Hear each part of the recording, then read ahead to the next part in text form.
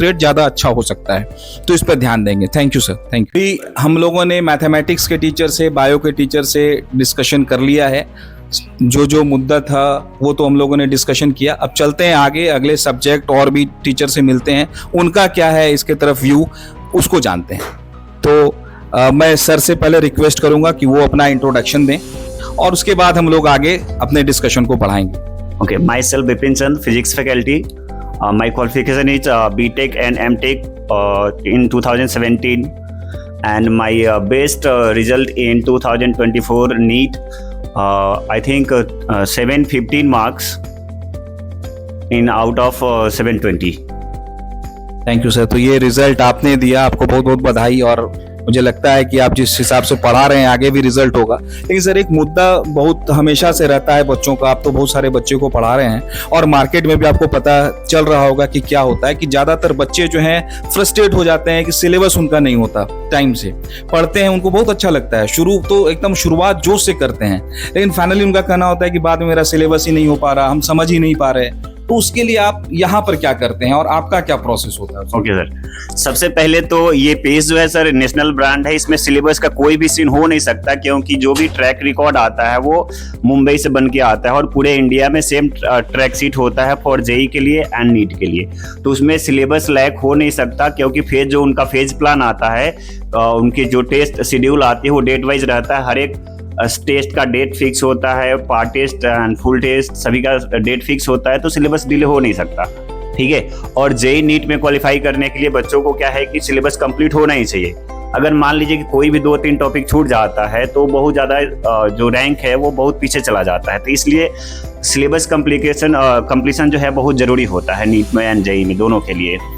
और खासकर नीट को बच्चों को मैं कुछ बोलना चाहूँगा कि जो बच्चों का नीट में अगर फिजिक्स अच्छा होता है तो उनका सिलेक्शन 100% होता ही होता है, क्योंकि वो बायोलॉजी एंड केमिस्ट्री कर ले जाते हैं, उनका बैरियर होता है केवल फिजिक्स ही।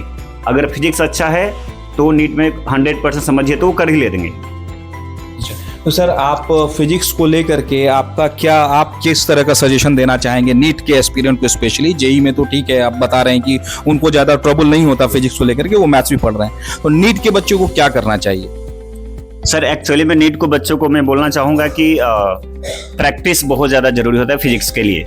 तो उसमें नीट के PYQ करें, कुछ बुक्स है जैसे DC पांडे उनको लगाएं, मॉड्यूल्स यहाँ पे प्रोवाइड की जाती है पेज की, वो करें, तो फिजिक्स में प्रैक्टिस उनको अच्छा कर सकता है। बाकी कोई शॉर्टकट ट्रिक होता नहीं है, और फिजिक्स ऐसा भी नहीं है कि आप रट करके पास कर सकते हो, क्योंकि हर एक ईयर जो है कुछ नया क्वेश्चन आता है और क्वेश्चन रिपीट होते नहीं है, तो कंसेप्ट ही रिपीट हो सकता है। तो कंसेप्ट अच्छा होना चाहिए आपको, और जो स्टडी प्लान होना चाहिए ना, स्टडी प्लान भी खैर पेश देता है, लेकिन अपना खुद का भी एक स्ट्रेटजी होना चाहिए कि हमें कैसे पढ़ना है।